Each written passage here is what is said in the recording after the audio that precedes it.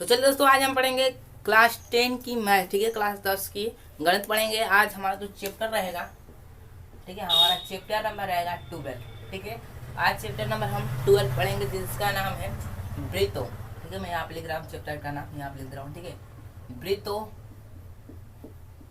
से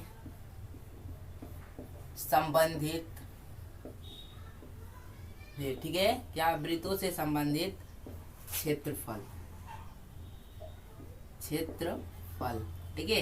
तो वृत्तों से संबंधित का क्षेत्रफल का मतलब क्या है? वृत्त पढ़ेंगे और उससे जितने भी संबंधित क्षेत्रफल, अर्धवृत्त का क्षेत्रफल, इतना इतना को कोई वृत्त है इसका क्षेत्रफल। ठीक है, तो वृत्तों से मतलब क्षेत्रफल के बारे में पढ़ना है। वृत्त का एक टुकड़ा का भी हमें क्षेत्रफल निकालने के लिए आएगा, तो इसी चैप्टर में हम आज को कवर करेंगे। ठीक है, तो चलिए आज हम पढ़ते हैं। ठीक है, तो हमारा चैप्टर नंबर रहेगा 12, जिसका नाम है वृत्तों से संबंधित क्षेत्रफल। तो देखिए दोस्तों, कैसे पढ़ते हैं।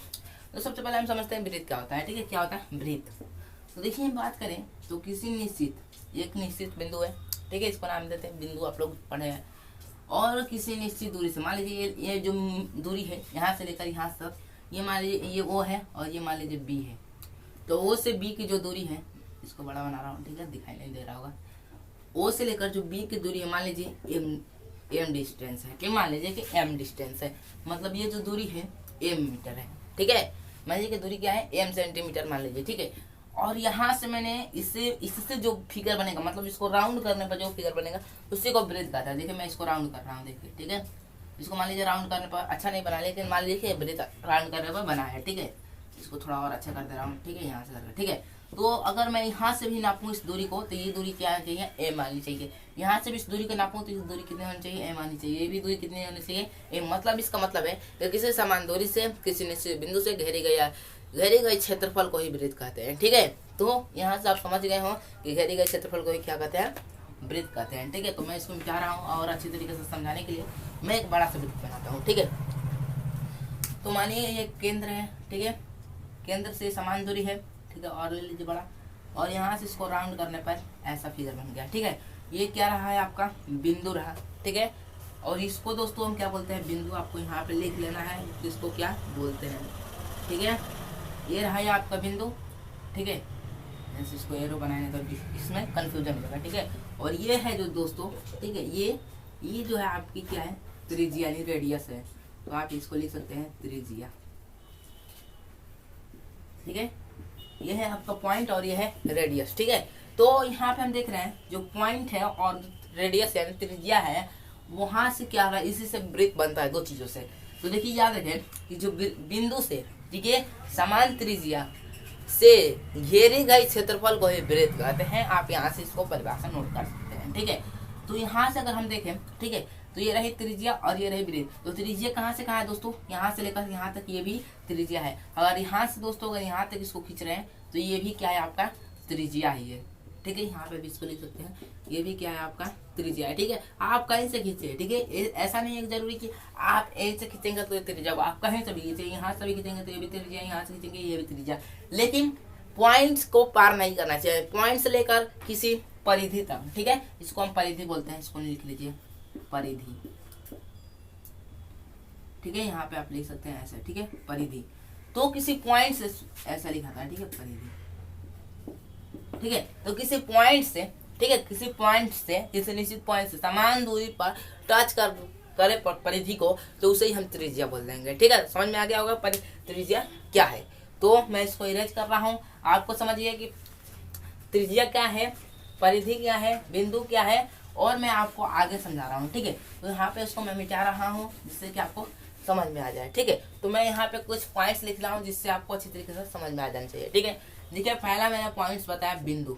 बिंदु क्या है, जो यहाँ पे नहीं बताया उसको बताऊंगा। ठीक है, बिंदु बता दिया, किसी कोई एक पॉइंट है, ये एक बिंदु है। ठीक है, अगर बात करें आगे, मैंने बताया कि त्रिज्या, त्रिज्या क्या है, ठीक है, यानी डायामीटर। उसके बाद आता है दोस्तों व्यास, क्या आता है, व्यास। उसके बाद से आता है दोस्तों क्षेत्रफल। क्षेत्रफल या परिधि ले लीजिए पहले। ठीक है, आप कोई भी ले सकते हैं, ऐसा नहीं है, लेकिन उसका मतलब ही समझ आए। ठीक है, परिधि। उसके बाद से क्षेत्रफल। ठीक है, ये जो 5 चीज है ये बहुत ही वृत्त के लिए महत्वपूर्ण है, जिनको आपको अच्छी तरीके से समझना है। ठीक है, अगर ये समझ गए तो पूरा वृत्त जो है आपको अच्छी तरीके से समझ में आ जाएगा। ठीक है, और लास्ट में एक 6 पॉइंट आता है जिसका नाम है पाई। तो पाई का इसमें प्रयोग किया जाता है, लेकिन ये इस पॉइंट में नहीं लेंगे, मैं आपको अलग से उसको बता दूंगा। ठीक है, तो यहाँ पे समझिए जो बिंदु है दोस्तों क्या है, एक पॉइंट है। किसी भी सामान एक पॉइंट, जो अगर पेंसिल का एक नोक है, बिंदु का तो कोई परिभाषा नहीं होता, लेकिन आप ऐसा बोल सकते हैं कि पेंसिल या पेन का एक अगर यहाँ पर टच कर रहा हूँ तो ये क्या है, एक बिंदु है। यहाँ पे भी क्या एक बिंदु है। तो ये सब जितने बने हैं दोस्तों ये क्या है, बिंदु है। ठीक है, तो आप यहाँ से इसको समझ सकते हैं। त्रिज्या मैंने बताया, ये एक वृत्त है समान बिंदु से, ये जो है आपका त्रिज्या है। ठीक है, अब बात करते हैं व्यास क्या है। तो देखिए इधर एक त्रिज्या और इधर एक त्रिज्या।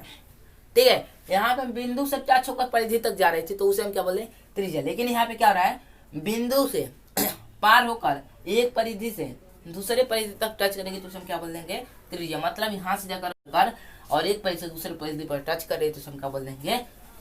तो यहाँ पे हम एक पॉइंट हमारा निकलेगा त्रिज्या, और इस पे बेसिस पे मैं आपको बताऊंगा। ठीक है, और मैंने बताया परिधि क्या होता है। परिधि जो है, ये मान लीजिए पॉइंट है, ये रहा त्रिज्या।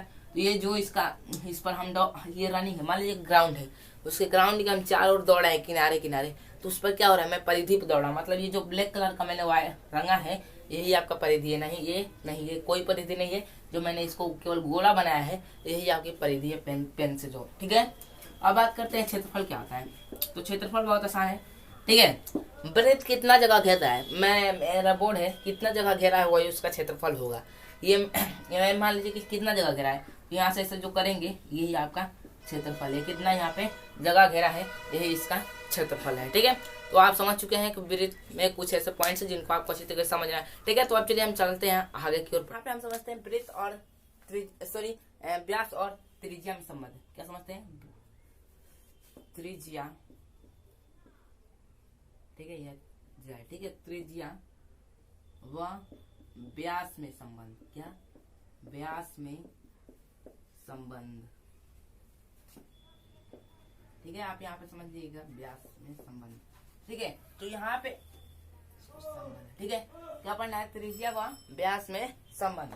तो देखिए त्रिज्या और व्यास में संबंध, तो याद रखिए त्रिज्या को हम r से दर्शाते हैं और व्यास को d से दर्शाते हैं। ठीक है, तो देखिए जैसे कि त्रिज्या को बोलते हैं रेडियस, उसलिए उसको बड़े अक्षर जो आता है r, पहला जो अक्षर होता है उसी से दर्शाते हैं, और जो व्यास है उसको हम d से दर्शाते हैं, स्मॉल d से। ठीक है, लेकिन ठीक है, तो यहाँ पे d से मतलब डायमीटर। ठीक है, समझिए इसको r से इसको d से दर्शाते हैं। ठीक है, अब बात करते हैं दोस्तों, मैंने बताया यहाँ पे तो फिगर बना रहा है, याद देखिए ये जो है दोस्तों ये त्रिज्या है आपकी। क्या है, त्रिज्या है। तो हमने माना कि ये O बिंदु से, और मान लीजिए M है, O M की जो दूरी हम मान लेते हैं R है। क्या है, O M की जो दूरी है क्या है, R है।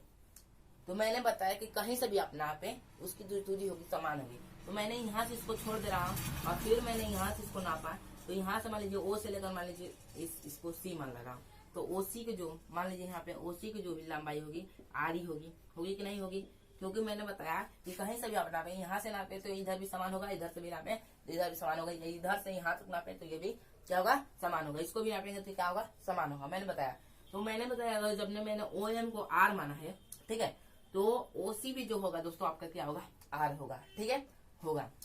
तो मैंने पूरे को क्या बोला था, OC को मैंने क्या बोला था, सॉरी C से जो M तक है उसको मैंने बोला था डायामीटर यानी व्यास। मैं यहाँ पे लिख दे रहा हूँ। ठीक है, और जो मैं OM माना हूँ, OM या OC जो माना हूँ, ये जो है आपका त्रिज्या है कि नहीं है।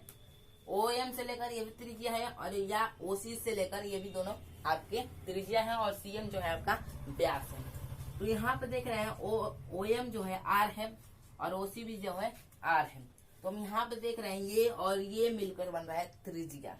क्या बन रहा है, सॉरी व्यास बन रहा है। दो त्रिज्याओं को मिलकर व्यास बन रहा है। जैसे मान लीजिए यहाँ पे एक व्यास ले रहा हूँ, जैसे कि देखिए OM और OC है। अगर मैं इनको CM बराबर लिख रहा हूँ OM प्लस OC, दोनों को मिलाकर OM मतलब O से लेकर M तक और O से लेकर C तक, ये दोनों को मिलाने से क्या मिल रहा है, हमें CM मिल रहा है। दोनों को जोड़ने पर मिल रहा है कि नहीं मिल रहा है, मिल रहा है। और इन दोनों की वैल्यू दी गई है R और प्लस R। तो CM बराबर हम ले सकते हैं 2R। तो यहाँ से एक हमें पॉइंट निकल के आया कि जो व्यास जो है दोस्तों क्या होता है 2R होता है। मतलब अगर व्यास को हम लिखें तो लिख देंगे व्यास बराबर 2 इंटू त्रिज्या। ठीक है, इसको R से भी दर्शाते हैं, लेकिन मैं यहाँ पे आपको अच्छी तरह से समझ में आ जाए इसलिए मैं इसको दर्शा रहा हूँ। तो लिखेंगे व्यास बराबर 2 त्रिज्या। ठीक है, तो हम यहाँ से बोल सकते हैं जो व्यास होता है त्रिज्या का दुगुना होता है। ठीक है, तो ये जो पॉइंट्स है आप इसको नोट कर सकते हैं। आपको मैंने अच्छी तरीके से समझाया कि व्यास त्रिज्या का कैसे दुगुना होता है। ठीक है, तो आप इसको नोट कर सकते हैं या स्क्रीनशॉट ले सकते हैं। ठीक है, तो चलिए आगे बढ़ते हैं। तो देखिए दोस्तों मैं इसको मिटा रहा हूँ। ठीक है, अब मैं एक यहाँ पे एक और पॉइंट लिखूंगा, वृत्त और त्रिज्या में संबंध। ठीक है, तो यहाँ पे आप समझिए वृत्त और त्रिज्या में संबंध क्या है। तो यहाँ पे हम देख रहे हैं कि व्यास बराबर 2R इंटू त्रिज्या। तो मैं इसको किससे दर्शाता हूँ, D से, और इसको 2 इंटू R। ठीक है, आपको ये फॉर्म याद रखना है। आपको इतना नहीं याद रखना है, आपको याद रखना है D बराबर 2R। ठीक है, तो आप ऐसे याद रखें व्यास बराबर 2 इंटू त्रिज्या। ठीक है, तो देखिए अब इसमें हम पॉइंट कैसे निकालेंगे। 2 जो है दोस्तों इधर गुणा में है तो इधर आकर क्या कर देगा भाग। तो D/2 इक्वल टू R। तो यहाँ पे दो फार्मूले जो है आपके क्रिएट हो गए, D बराबर 2R और एक क्या हो गया D/2 इक्वल टू R। और एक और फार्मूला जो दोस्तों क्रिएट होगा कैसे होगा देखिए यहाँ पे। ठीक है, एक और फार्मूला बना रहा हूँ, इसे देखिए। D जो है दोस्तों, ठीक है, अगर D है और R इधर इंटू में तो इसको हम लिख सकते हैं D/R इक्वल टू 2। तो आप डायामीटर और R को कभी भी डिवाइड करें तो अगर 2 आ रहा है तो समझिए कि क्या है ब्रेथ आपका सही है। ठीक है, अगर आपको कोई चेक करने के लिए देते हैं, मानिए कि जैसे कि एग्जाम्पल ले लेते हैं। ठीक है, यहाँ पे मान लीजिए एक ब्रेथ है। ठीक है, और ये रहा एक ब्रेथ। ठीक है, इसका जो त्रिज्या है दोस्तों 5 है। ठीक है, इसकी त्रिज्या जो है 5 है यहाँ से लेकर यहाँ तक। और इसका जो पूरा व्यास है, मतलब मान लीजिए OM जो है आपका, यहाँ पे समझाने के लिए मैं लिख रहा हूँ, OM है जो दोस्तों आपका 5 मीटर है। ठीक है, और जो पूरा मान लीजिए CM जो है आपका पूरा 20 मीटर है। तो हम चेक करेंगे कि ये ब्रीथ सही है या गलत है। ठीक है, ऐसे तो देखकर बता देंगे, लेकिन अगर पेपर में लिखना होगा तो कैसे हम लिखेंगे, ऐसे ही देखकर बता सकते हैं कि 5 है तो ये 5 होना चाहिए, तब जोड़ेंगे तो दोनों को 10 होना चाहिए। लेकिन यहाँ पे एक तो 20 है तो ये तो गलत है। लेकिन हम वहाँ पे कैसे समझाएंगे, हमने ये तरीका से समझा सकते हैं। वहाँ पे देखिए कैसे D जो है दोस्तों, D का मान कितना है दोस्तों 20 है। ठीक है, और R का जो मान है दोस्तों मतलब ये वाला, मतलब इसको इससे लिखे R है और ये आपका D है मतलब डायमीटर। ठीक है, तो देखिए D का जो मान है कितना है 20 है और R का मान जो है 5 है।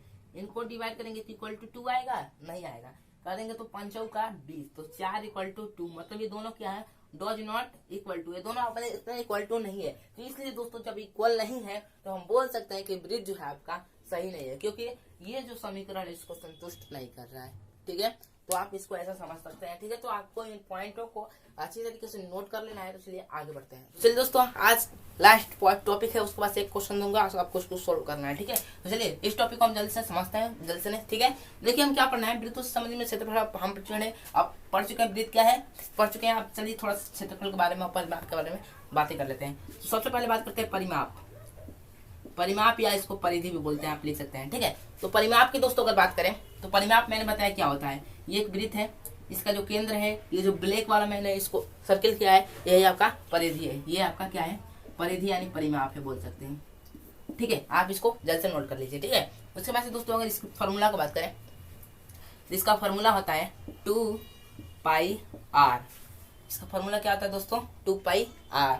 तो आप इसको नोट कर लीजिए, इसका जो फॉर्मूला होता है 2πr होता है। ठीक है, तो ये एक आपका फॉर्मूला है जो आपको बहुत ही मदद करेगा प्रश्नों को सॉल्व करेंगे। देखिए इससे मैं एक और फॉर्मूला क्रिएट कर रहा हूँ। मैंने पढ़ा था, हमने बताया आपको D बराबर 2R, मतलब ये क्या है जो दो दुगुना त्रिज्या रहेगा तब D के बराबर इक्वल करेगा।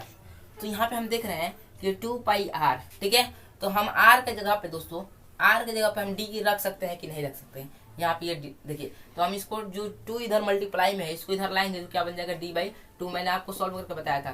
तो R की जगह पे हम D/2 को रख सकते हैं, देखेंगे 2πr इंटू D/2 आपको दिख रहा होगा। मैंने इसको क्या इधर लाया डिवाइड किया तो D/2 इक्वल टू R। तो हम R की जगह पे D/2 रख सकते हैं, इसलिए मैंने इसको रख दिया। इसको यहाँ से क्रॉस कर देंगे तो आ जाएगा डायरेक्ट आपका फॉर्मूला π/D। तो ये आपका पाई बाई डी आपका फार्मूला है। ठीक है, तो यहाँ से दो फार्मूले हैं जिनको आप नोट कर सकते हैं।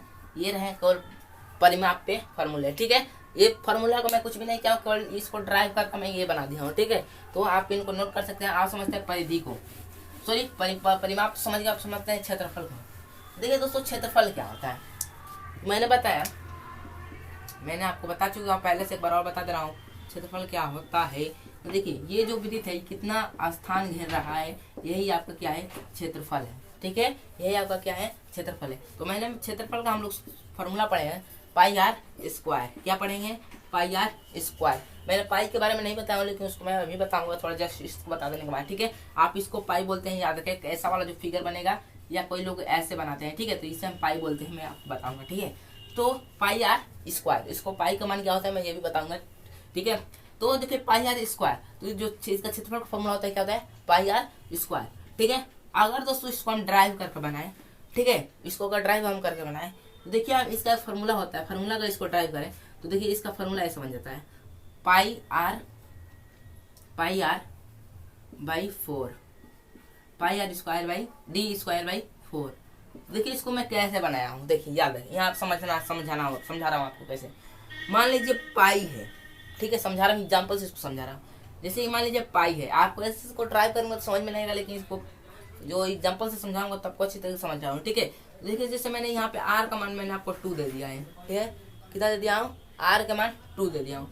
तो अब आप आर का मान यहाँ पे 2 रखेंगे तो क्या करेंगे, 2 का स्क्वायर कर देंगे तो 2 दूनी का 4 पाई हो जाएगा। ठीक है, आप इसका क्या हो जाएगा 4 पाई बन जाएगा। अगर यहाँ पे हम आर का, मैंने बताया कि आर का जो दुगुना होता है त्रिज्या होता है, मतलब आर का दुगुना मतलब कितना हो जाएगा, डी अगर निकाले, जैसे कि इसका यही फॉर्मूला है 2r, आर की जगह पे हम 2 रख देंगे तो 2 × 2 कितना हो जाएगा 4, मतलब डी का मान कितना आ गया 4। तो हम यहाँ पे डी का मान अगर 4 रखें 4 और यहाँ पे 4 = 4 का स्क्वायर यहाँ पे दे रहा है, तो 4 का स्क्वायर पाई स्क्वायर = 60, 4 का स्क्वायर तो चौका 16, 4 से कटाएंगे तो 4, मतलब दोनों तरफ से क्या आ रहा है बात, जब दोनों एक ही आ रही है तो ये फॉर्मूला जो है दोनों सही है और दोनों को एक रूप से दूसरे रूप में बदला हूँ। ठीक है, तो इसको कैसे बदला हूँ मैं इसको थोड़ा बता देना चाहता हूँ। ठीक है, तो देखिए आपको एग्जाम्पल से समझ में आ गया होगा। ठीक है, देखिए इसको मैं कैसे बदला हूँ।